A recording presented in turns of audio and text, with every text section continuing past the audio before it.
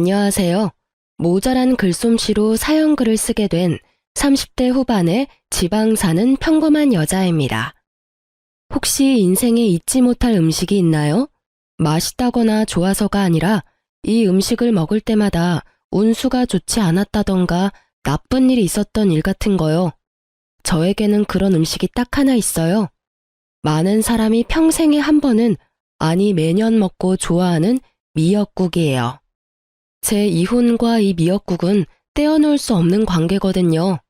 제가 왜 미역국을 싫어하게 되었는지 여러분께 차분히 들려드릴게요.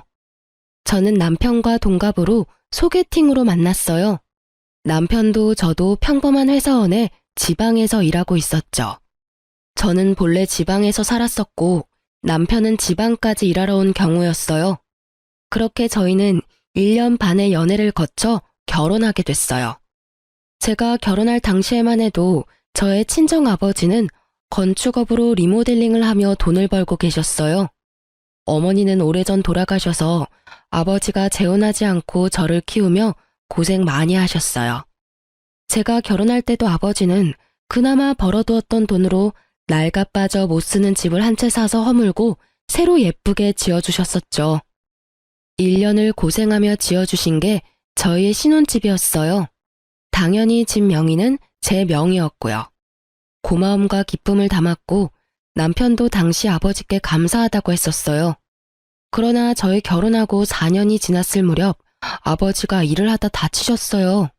다시 돌아가고 못하고를 결정할 수준이 아니라 병원에 입원하고 안 하고를 결정할 수준이었기 때문에 저는 그때부터 아버지의 병구 안에 매달려 있었어요. 아침 일찍 일어나 집안일을 끝내고 출근해서 일하고 저녁에는 아버지 병수발을 들고 이게 저의 생활이었죠. 당시 저희는 임신이 잘 되지 않은 상황이어서 애를 가지려고 노력하던 차였는데 아버지의 병 때문에 시기가 계속 늦춰지고 말았어요. 그래도 남편의 일에 지장이 없도록 냉장고에는 반찬을 가득 만들어두고 주말에는 일찍 돌아와 남편과 함께 했죠. 그러나 아버지의 입원이 길어지자 남편은 물론 시댁과의 트러블이 계속 생기더군요. 어쩔 수 없다고 생각했어요. 2마리의 토끼를 잡는 건 무척 어려운 일이잖아요. 게다가 시댁은 악착같이 돈을 모아서 알부자가 된 사람들이라 시간을 금으로 아는 사람들이었거든요. 그 사람들에게 저의 병수발은 그야말로 시간을 허공에 뿌리는 것과 같다고 했어요. 시댁은 결혼할 때도 모은 돈을 아껴 썼어요. 그래서 원하던 결혼식도 하지 못했죠. 그때마다 돌아온 말은 엄마도 안 계시니 뭘 모른다는 말이었어요. 그때 왜 그 말을 참았는지. 차라리 화를 내고 결혼하지 않았더라면 더 나을 뻔했을지도 모른다고 생각해요. 그렇지만 당시에 저는 어렸고 이 결혼을 무르기에는 너무 멀리 왔다는 생각을 했죠. 결혼식 이후로는 시모가 친정에 대해 나쁜 말을 해도 꾹 참았어요. 시모가 어떻게 말하든 저는 외동딸로 아버지의 병고안을 멈출 수 없었고 그렇게 어영부영 시간은 흐르고 있었어요. 하루는 바쁘게 생활하다 저녁에 문득 달력을 보았는데 제 생일이었더라고요. 제 생일은 남편 생일보다 일주일 앞이었기 때문에 남편 생일을 생각하다 제 생일을 눈치챈 거죠. 하지만 이미 시간은 늦었고 그날 남편은 들어오지 않았어요. 문자로 제게 오늘 야근해야 해서 늦는다는 문자가 도착해 있었을 뿐이죠. 저는 한숨을 푹 쉬었어요. 그래, 바쁘면 그럴 수 있지. 그게 제 생각이었어요. 솔직히 이때쯤에는 그런 거 하나하나에 의미 부여하며 나를 챙겨주지 않은 남편을 탓할 힘도 의지도 없었어요. 게다가 나이가 30대에 내 생일 안 챙겨줬다며 투정 부리는 것도 웃기잖아요. 저는 그냥 이번 생일은 그냥 넘어가자 하고 편하게 생각했어요. 그래도 남편 생일은 챙겨줘야겠다 싶었는데 하필이면 그날 아버지 수술 날짜가 잡혀 있었어요. 남편과 함께 있었으면 했지만 아버지의 보호자가 저뿐이니 어쩔 수 없이 아침에 남편 미역국을 한솥 해놓고 냉장고에는 찜갈비와 잡채를 미리 해두었어요. 저는 탁자 위 쪽지에 용건과 축하한다는 말을 써놓고 병원으로 향했어요. 아버지의 수술은 그리 성공적이지는 않았어요. 그냥 상태를 지켜볼 수밖에 없다는 상황이었죠. 아버지가 정신을 차릴 때까지 병원에 있다 보니 이미 저녁 시간대가 되었더군요. 아버지는 매번 이곳에 와 있는 딸에게 고마워하면서도 미안한 마음을 가지신 것 같았어요. 저에게 가장 많이 한 말이 자신이 제게 짐이 된 것 같다는 표현이었죠. 저는 그런 말 하지 말라고 웃으며 아버지를 달랬어요. 남편이 잘해준다. 걱정할 거 없다. 그 사람이 나 대신 집안일도 잘해준다. 이렇게 거짓말을 늘어놓으면서요. 아버지가 걱정할 만한 일을 전하고 싶지는 않았어요. 제가 한 말이 거짓말이라 하더라도 아버지에게 마음의 위안이 될 수 있었다면 다른 거짓말도 많이 했을 거예요. 그렇게 저녁 9시쯤 저는 집에 도착했어요. 지친 몸을 이끌고 집 안에 들어서는데 현관에 신발이 가득하더군요. 평소보다 많은 신발에 이 늦은 시간에 누가 왔나 싶어서 안으로 들어갔더니 시모, 시부 남편까지 거실에서 TV를 보며 저를 기다리고 있었더군요. 어머님, 아버님, 당신까지 오늘 무슨 일 있었어요? 왜 저희 집 거실에서... 너 여태껏 어디서 놀다 왔어? 놀다 오다뇨. 오늘 아버지 수술 날짜 잡혀서 아버지 수술하는 거 기다리고 깨시는 것까지 보고 왔어요. 허구한 날 그놈의 아버지. 예, 너는 아직까지 결혼한 게 실감이 안 나니? 출가 외인이라는 말이 왜 생겼는지 몰라? 너 시집 오면 우리 집에 충성해야 하는 거야, 충성. 제가 충성을 안 하는 게 있었나요? 시댁 어르신들 생신 때든 어버이날이든 추석 명절에도 꼬박꼬박 가고 김장도 빠진 적 없고요. 일주일에 한 번씩 꼬박꼬박 전화도 드리는데 제가 뭔가 모자란 게 있었나요? 너희 아버지한테 너무 목매는 거. 아무리 사돈어른이 혼자서 힘들게 사신다고 해도 너는 우리 집에 더 노력을 해야 하잖아. 너 오늘 네 남편 생일인데도 다 잊어버렸더라. 내가 그 이야기를 듣는데 어찌나 마음이 아팠는지 모르지? 내가 얘를 어떻게 키웠는데, 그렇게 정성을 다해서 키웠는데 네가 어떻게 애 생일날 미역국 하나 안 끓여줄 수가 있어? 너희 아버지가 그렇게 대단하니? 그렇다고 내 아들 핍박할 이유는 없잖아. 이럴 거면 결혼은 왜 했니? 혼자서 홀아버지 모시고 쭉 살면 됐지. 어머님, 제가 왜 남편을 핍박해요? 당신 설마 지금 내가 생일상 안 차려줬다고 부모님 모셔온 거야? 나이가 35인데 나한테 이야기하면 될 걸 굳이 부모님까지 모셔와서? 저는 웃음밖에 안 나왔어요. 이 상황이 진짜 웃겼거든요. 나이 35에 마누라가 미역국 안 차려줘서 시모에게 일러바친 남편. 이게 무슨 꽁트인가 싶은 정도였죠. 실수가 실실 나오려는 걸 참으면서 남편에게 말했죠. 당신 혹시 밥 차려 먹으려고 생각은 했어? 내가 탁자에 쪽지 남겨놨는데 못 봤나 봐? 그제야 남편이 흠칫하더군요. 나도 밥 차려 먹으려고 했지. 그리고 쪽지? 난 못 봤는데. 이상하네. 밥 먹으려면 테이블을 봐야 하잖아. 그래서 일부러 수저통에 넣어뒀는데 아예 밥을 안 차려 먹었어? 그리고 미역국도 한 솥 끓여놨는데 못 봤어? 지금도 그 자리 그대로 있는데? 저는 남편에게 미역국 솥을 가리켰어요. 남편이 말을 못하더라고요. 당신 생일에 아버지 수술이라 미안한 마음에 미역국이라도 끓여놓고 갔는데 아예 밥 먹을 생각 안 하고 밖에서 먹었나 보네? 그러면 냉장고에 있는 찜갈비랑 잡채도 못 봤겠네? 남편이 그 이야기에 우물쭈물하자 시모가 남편을 거들고 나섰어요. 아니, 만들어 놓기만 하면 뭐해? 같이 축하를 해줘야지.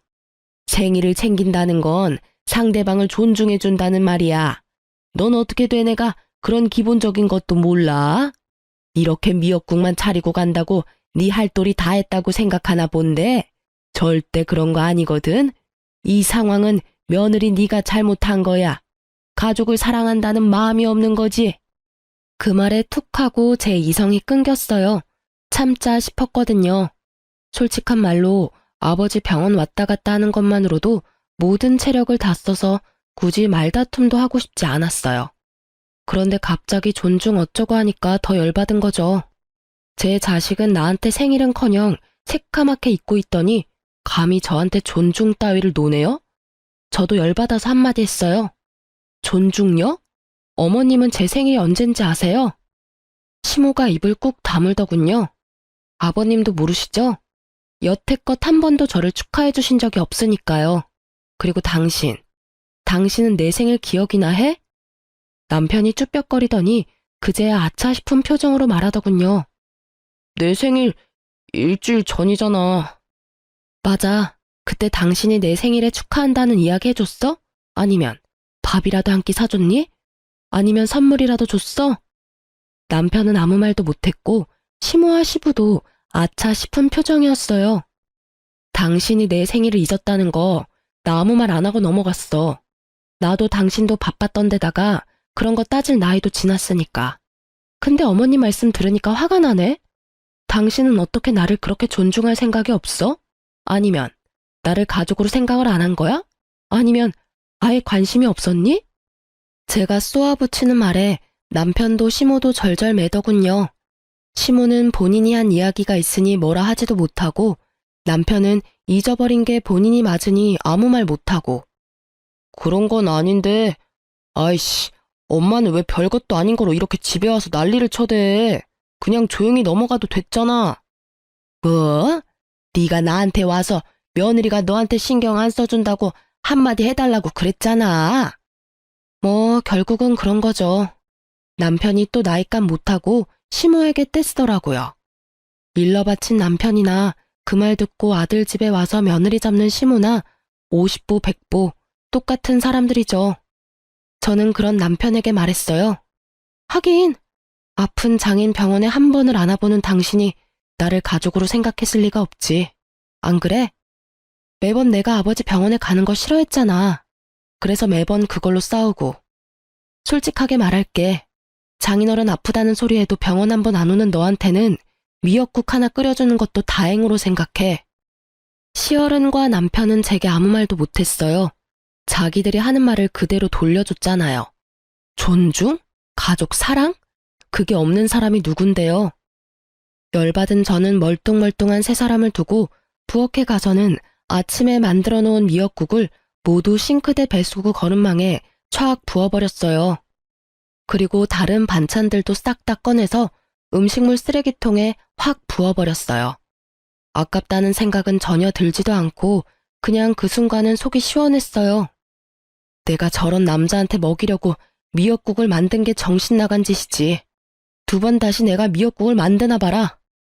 다 들으라는 식으로 크게 혼잣말하고 시원하게 쏟아붓는 미역국을 보니 그나마 막힌 속이 조금은 뚫리는 기분이었죠. 시모도 시부도 남편도 그런 저를 말리지 못하더군요.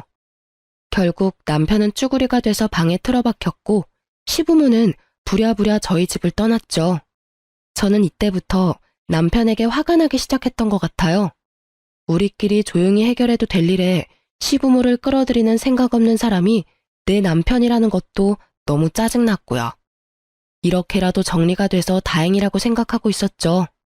저는 이때 이 사람들이 제게 더 반박하지 않은 게 다 본인들이 잘못했다는 걸 깨달아서 그런 거라고 생각했는데 그게 아니라 다른 음흉한 생각이 있었던 거예요. 제가 그걸 알게 된 건 아버지의 3일장 마지막 날이었어요. 미역국 사건이 있고 몇 달 안 돼서 아버지는 결국 돌아가시고 말았어요. 너무 죄송한 마음이 많이 들었어요. 손주 한 번 안겨드리지도 못했고 맛있는 거 대접도 제대로 못 해드렸는데 이렇게 허망하게 가실 줄은. 저는 저대로 힘든 상황에 봉착했어요. 당시에 일을 하고 있었음에도 생활비를 제외한 돈은 거의 대부분 아버지의 병원비로 들어갔어요. 실비로 나온 것도 많았지만 그 외의 비용도 만만찮게 많이 들었었거든요. 결국 친정집은 아버지가 돌아가시고 완전히 폭삭 사라져버렸죠. 아버지가 노후를 보낼 생각으로 구해두었던 집은 결국 빚만 잔뜩 남긴 채 다른 사람에게 팔려갔고 딸인 제게 남은 건 몇만 원 남지 않은 아버지의 통장들이었죠. 이미 결제한 장례식 비용을 어떻게 갚아야 하나 걱정하던 중 남편과 시댁에서 저를 찾아왔더군요. 이제 막 모든 것이 끝나고 마음을 추슬러야 하는 이때 그들이 저를 데리고 간 곳은 한정식 가게였어요. 저는 처음으로 이 사람들이 고생한 나를 위해 이곳에서 식사를 대접해준다고 생각했어요. 여태까지 서운하고 힘들었던 마음이 천천히 녹아드는 기분이었죠. 하지만 이상하다는 생각도 했어요. 시부모와 남편 신우가 저를 무척이나 살피는 표정으로 바라보았거든요. 이상하게 생각하기는 했지만 깊이 생각하지는 않았어요. 아니, 생각할 여유가 없었다는 게 맞는 말일 것 같아요. 그렇게 한정식 코스 요리를 다 먹고 났더니 마지막으로 식사가 나왔어요. 그런데 제 식사에 미역국이 나왔더군요. 저는 주변을 보았어요. 나머지는 미역국이 아니었거든요. 제 생일도 아닌데 왜 미역국을 주나 싶었는데 식사가 얼추 끝났다 싶었는지 그제야 시무가 입을 떼더군요. 그래, 고생했다. 아버지 3일장 끝났으니 이제 한시름 놓을 수 있을 거야. 네.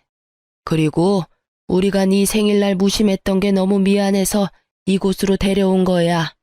그러니 그 일은 잊고 새로 좋은 가족이 되어보자는 의미로 받아들이면 된다.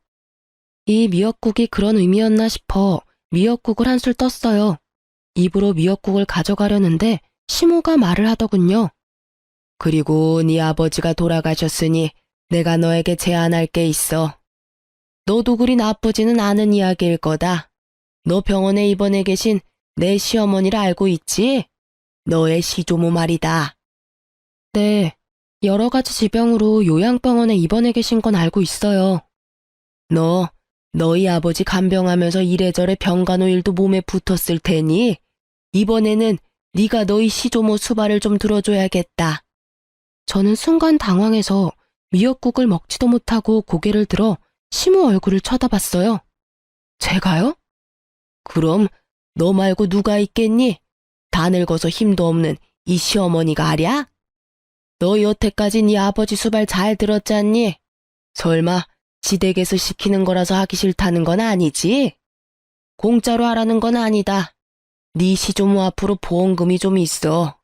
그분이 자기 수발 드는 자식에게 그 보험금 전액을 수령인으로 해주겠다 하지 않니? 어차피 오늘 내일 하는 늙은이고 네가 일만 잘해주면 손쉽게 상속받을 수 있는 일이야. 당시 시조모는 간병사가 모시고 있었는데 시조모는 가족들이 자기를 버렸다고 생각한 것 같았어요. 그러면서 수발 들어주는 사람에게 남은 재산인 보험금을 주겠다고 했던 거예요. 시부의 형제자매가 이남 일녀였는데 하겠다고 나선 사람이 선뜻 없던 모양이에요. 그리고 아무 지식도 없는 큰아버지의 손주가 간병하러 갔다가 시조모에게 욕만 얻어먹고 쫓겨난 모양이라 이 사람들은 제가 그 역할에 딱 안성맞춤이라 생각한 모양이더군요. 눈앞에 미역국이 갑자기 꼴도 보기 싫어지면서 제가 여태 이 방에서 먹은 것들이 역겹게 느껴졌어요. 이 사람들이 내게 마음을 써줄 리가 없다는 게 너무나 확 다가왔거든요. 그럼 제가 시조모님을 모시면 그 수령이는 제 이름이 되는 건가요? 그건 아니지. 당연히 아들 이름으로 들어가게 되는 거지. 그럼 안 할래요. 할 필요가 없잖아요. 어차피 남편 이름으로 들어가면 저한테 한 푼도 안 떨어질 테니까. 여보, 무슨 소리야. 내가 당신 섭섭지 않게 잘 챙겨줄게. 부모님 나 당신 3등분하면 딱 되지 않을까? 무슨 소리야. 왜 이야기가 그렇게 돼? 고생은 내가 다 하는데 당신이랑 시부모님은 왜 돈을 그만큼 가져가? 아, 지금 남의 돈 욕심내는 거야? 솔직히 그 보험금이 당신 돈은 아니잖아. 우리 할머니 할아버지가 모은 돈을 왜 네가 다 가져가려고 하는데? 그럼 나한테 시키지를 말아야지. 솔직히 나도 하고 싶은 마음도 없고 돈도 얼마 안 되는 것 같고. 안 그래? 그럼 그냥 그 돈 큰아버지나 고모님 주면 되지. 내가 안 하면 그 돈 구경도 못하는 건 그쪽이잖아. 당신도 말하는 거 웃기네. 내가 돈 욕심을 내? 욕심내는 게 누군데? 나야 일하고 정당하게 받는 거라고 치지만 당신이랑 어머님은 아무것도 안 하고 내가 고생한 거 홀라당 하겠다는 거랑 뭐가 달라? 재주는 곰이 부리고 돈은 주인이 받는다더니 딱 주인 노릇하려고 그러는 거 내가 모를 줄 알았어? 보자 하니까 사람을 아주 집안에 달린 식모처럼 부리려고? 야, 적당히 까불어. 누가 언제 너 식모처럼 부린대? 말 똑바로 해라. 돈 준다잖아. 솔직히 장인어른 아플 때는 돈 없이도 수발 잘 만들더니 왜 시자가 들어가니까 하기가 싫어? 솔직히 네 아버지 노가다로 돈도 못 벌고 고생만 했잖아. 돈 한 푼 없는 영감 모실 때는 효녀인 척 다 하더니 왜 우리 할머니 보험금 많다니까 그 돈 탐나서 이런 식으로 뻣뻣하게 구는 거야? 너 지금 우리 아버지한테 뭐라고 했어? 이 새끼야, 지금 네가 살고 있는 그 집도 그 노가다 하는 아버지가 준 집이다. 와, 네가 이런 식으로 생각하는 줄 알았으면 애저녁에 너랑 인연 끊어버리는 건데. 그리고 네가 돈 준다면 내가 그 수발되는 거 할 줄 알았어? 천만금, 아니 억만금을 줘도 나 그 집에서 수발 안 들어, 미친 새끼. 그 집구석에 자식 손주가 몇 명인데 내가 수발을 들어? 그리고 어떻게 된 집구석이 그 많은 사람 중에 한 사람 나서서 들겠다는 놈이 없어? 양심은 어디다 갖다 팔아먹었니? 남한테 대리효도 시키고 돈 빼내가는 도둑놈 같은 놈이 남의 아버지를 욕해? 그만해라. 너 남편한테 그런 말버릇은 너무하지 않니? 그리고 하기 싫으면 관둬. 대신 그거 하기 싫으면 이혼해. 어차피 우리도 너한테 정 같은 거 없어. 가족이 서류로 연결만 된다고 가족이니? 끈끈한 피가 없이는 가족이 못 되는 거야. 너 대신 우리도 좋은 며느리 찾아볼 테니까 너도 네 갈 길 가. 보자 하니 아주 남편을 쥐잡듯 잡고 있어. 너는 시부모가 눈 시퍼렇게 뜨고 보고 있는데도 아주 남편을 잡는구나. 생각이라는 게 있긴 하니? 이혼하라고 그러면 제가 겁나서 예, 수발 들게요 할 줄 알았나 봐요. 근데 어쩌죠? 저도 이제는 더 이상 그쪽 집안이랑 상종도 안 하고 싶은데. 자식 새끼를 어떻게 키우면 저렇게 장인어른한테 막말하는 놈으로 키울 수가 있어요? 게다가 여태껏 그런 성격도 잘 숨기고 있었네. 우리 집에서 편하게 들어와 살면서 열심히 우리 아버지 씹었겠네? 노가다 하는 영감이 해준 집에 돈 한 푼 없이 얹혀 들어와서 살았던 주제에 이혼할 테니까 오늘 내로 당신 짐 챙겨서 나가. 나 당신이랑 같이 사는 거 완전 징그럽고 더러워. 제 말에 벙친 건 남편이었어요. 갑작스레 이혼 이야기가 오가니 본인도 놀란 듯 하더라고요. 뭐 놀란 건 시부모도 마찬가지였지만요. 이혼하라고 하면 제가 겁나서 알겠노라 할 줄 알았나 보더라고요. 그런데 어느 딸이 아버지 모욕당하는데 가만히 있어요? 그런데 남편이 저한테 한숨을 쉬며 진짜 동정심 가득한 표정을 지으며 말하더군요. 당신 지금 제정신이야? 이 집 팔아봐야 얼마 안 나와. 그리고 어차피 재산 분할하면 이 집 판 금액도 나눠야 하고.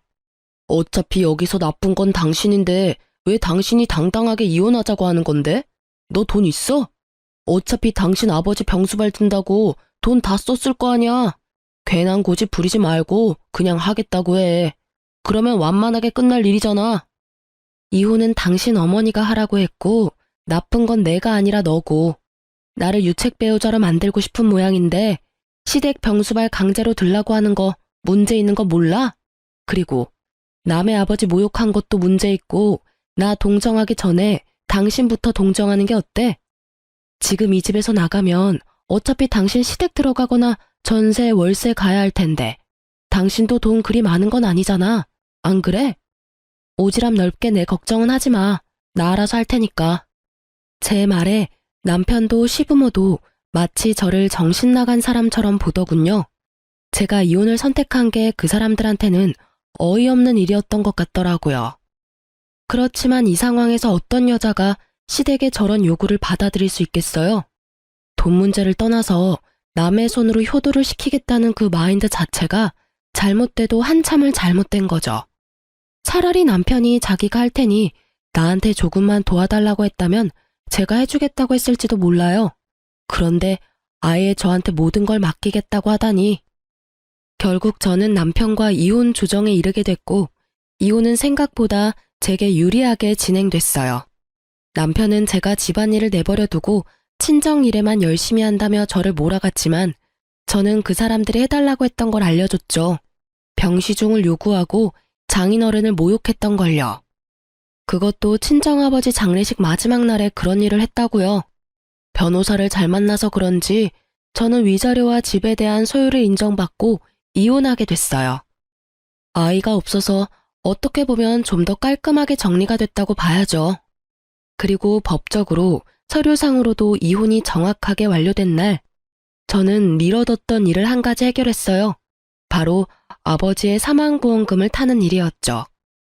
아버지가 병원에 입원하고 통장 관리는 거의 제가 하고 있었는데 매번 아버지가 30만 원 정도는 통장에 넣어두라고 했었어요.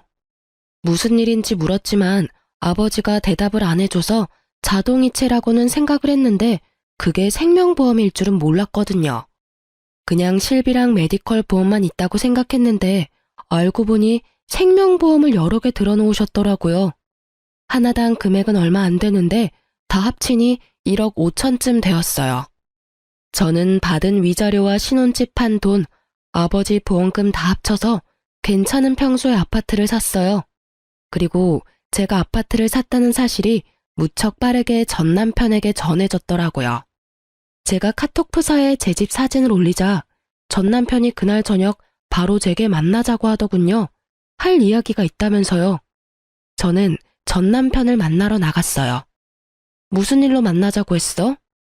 당신 왜 우리한테 말 안 했어? 장인어른 사망보험금 받은 거 당신 진짜 어이없네? 그걸 왜 숨겼어? 숨기고 자시고 간에 아버지 3일장 끝나자마자 나를 한정식 집에 가서 이혼하도록 만든 게 당신이랑 어머님이잖아. 아니, 보험이 있다는 걸 그 뒤에 알았는데 왜 내가 당신한테 그런 걸 이야기해야 해? 당신이야말로 어이없는 소리 하네. 남편의 행동은 아주 가관이었죠. 마치 우리 아버지 사망보험금이 자기 것이라도 된 양 행동하는 게 너무 웃겼죠. 난 당연히 그거 물어볼 수 있지. 솔직히 이혼하기 전에 그 보험금 있다는 거 알았으면 이렇게 이혼할 상황까지 안 갔을 수도 있잖아. 나도 좀 더 관대한 마음으로. 관대하기는 지랄하고 자빠졌네. 이건 무슨 똥 같은 소리야? 뭐 잘못 먹었어? 아니면 오늘 컨디션이 영 안 좋아? 우리 아버지 보험금이 있다는 사실이 왜 우리 이혼에 영향을 끼칠 수가 있어? 설마 당신 그 돈 탐났어?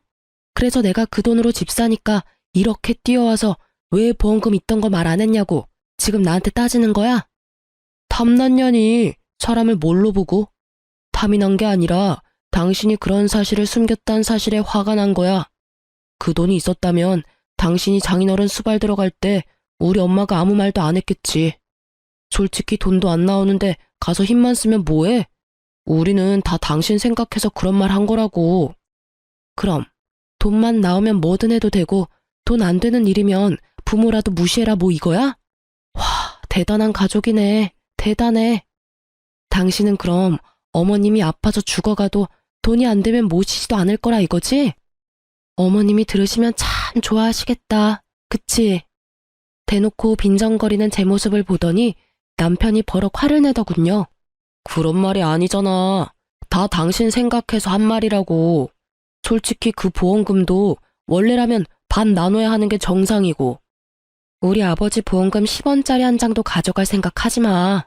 너, 네가 양심 있는 새끼면 여기 와서 이러는 것도 진짜 말이 안 되는 거거든? 양심이 없으니 여기 와서 내내 보험금 이야기만 하고 있지, 이 나쁜 놈아. 네가 뭐가 그렇게 잘났어? 넌 뭐가 그렇게 잘났는데 힘들게 일해서 번 돈으로 넣은 보험금 네가 달라고 하는데 우리 아버지 생일날 선물은 해줘봤니?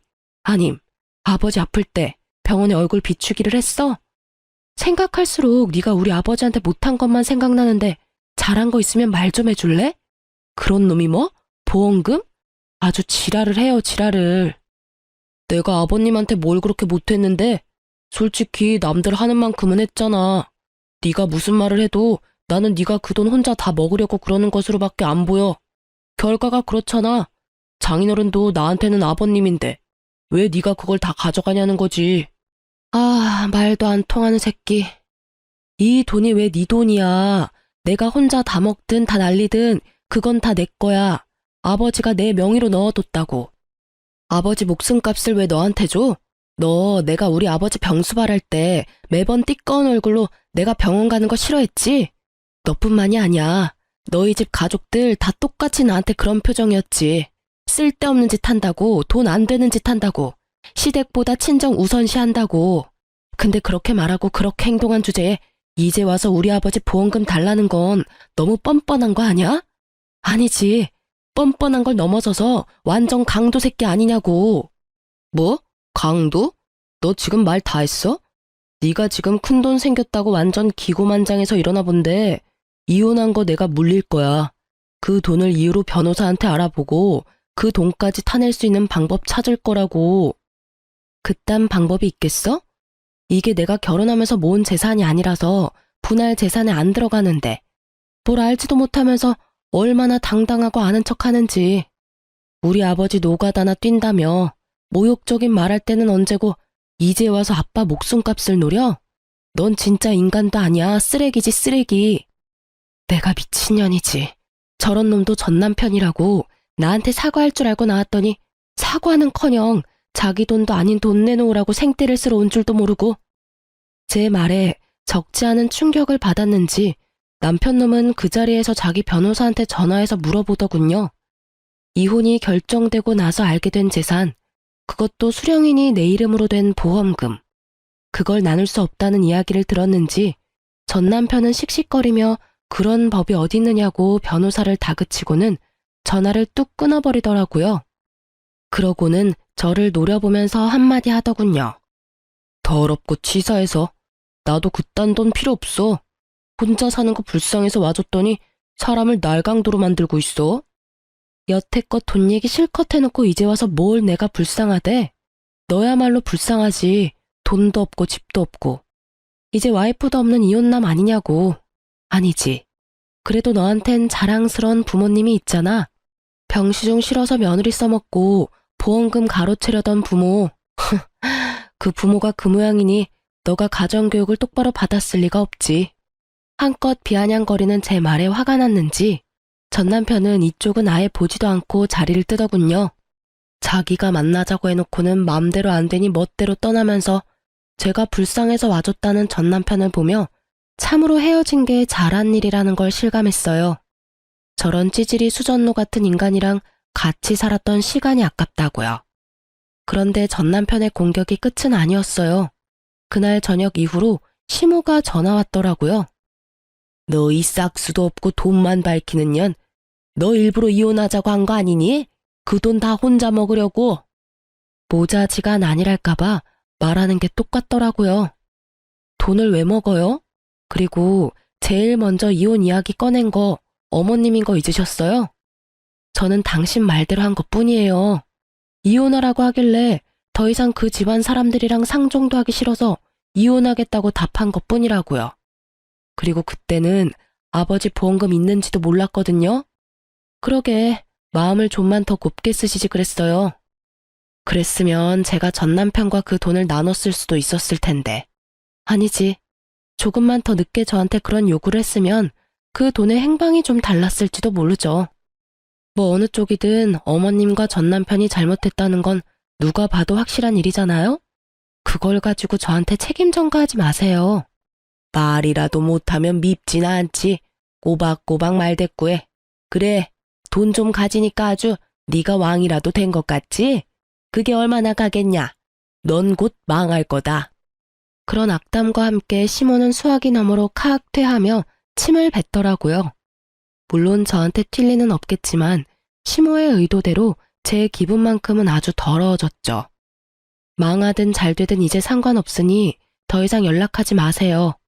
앞으로 연락하면 내용에 따라 경찰에 신고를 할 수도 있어요. 결국 제 으름장에 시모도 전화를 뚝 끊어버렸어요. 그렇게 한 소리 퍼붓고 나니 그래도 마음이 조금은 후련했어요. 그 뒤로 연락도 없어서 저는 평화롭게 지내고 있었어요. 아니요, 평화로운 척했죠. 필사적으로. 있는 게 이기는 거라고 생각하면서 말이죠. 그렇게 몇 달이 지난 뒤 저는 전 남편과 아주 어이없는 재회를 하게 됐어요. 그날은 오랜만에 미역국을 만든 날이었어요. 저는 아파트 화장실에 문제가 발생해서 인테리어 업자를 부른 상태였어요. 하는 김에 옛날식 인테리어도 확 바꾸려고 말이죠. 그런데 작업하는 분들이 들어오는데 전 남편이 있더라고요. 저랑 전 남편 둘 다 순간 어안이 벙벙해서 당황했지만 아무 일 없는 척하며 그들을 대했어요. 전 남편도 다른 사람들과 똑같이 작업복을 입고 있더군요. 그걸 보는데 처음에는 당황해서 말도 안 나왔지만 계속 보다 보니 웃음이 계속 나올 것 같더라고요. 저희 아버지 노가다 한다면 욕해놓고는 본인이 이혼한 지 몇 달 만에 비슷한 사람이 돼서 나타났으니 말이죠. 저도 전 남편도 다른 사람들 있을 때는 아무 말 하지 않았어요. 그리고 점심시간에 다른 사람들이 식사를 하러 간 틈에 저와 전 남편은 이야기를 나눌 수 있었어요. 여기가 당신 집인지는 몰랐어. 좋은 곳에 집 얻었네? 그동안 잘 지냈어? 전 남편은 그동안의 도끼가 좀 빠진 모양이었어요. 마지막에 봤을 때는 그렇게 당당하게 굴며 못되게 굴더니 말이죠. 난 잘 지냈지. 직장도 집도 안정돼서 편해. 당신은?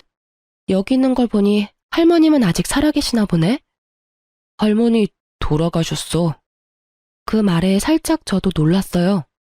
돌아가셨다니 안 된 일이지만 보험금 받아놓고 전 남편이 이리 사는 게 이상해서 물었죠. 당신 그때 할머니 모시러 간다고 하지 않았었나?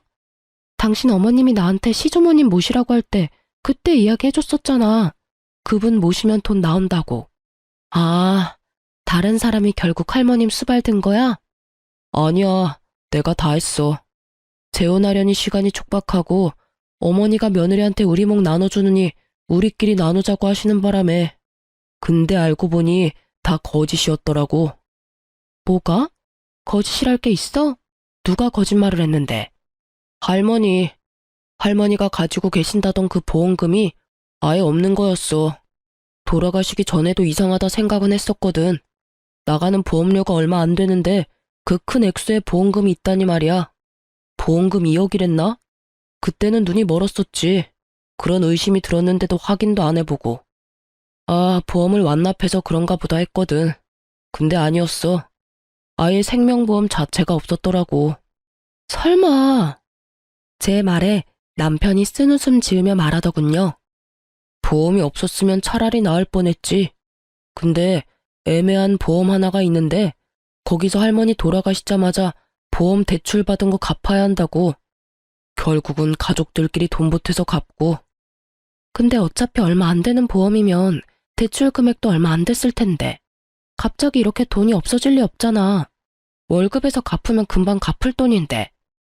예리하네.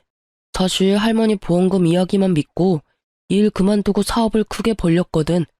대출도 마구잡이로 하고 투자금도 여기저기서 끌어들였는데 결국 완전 망해버려서.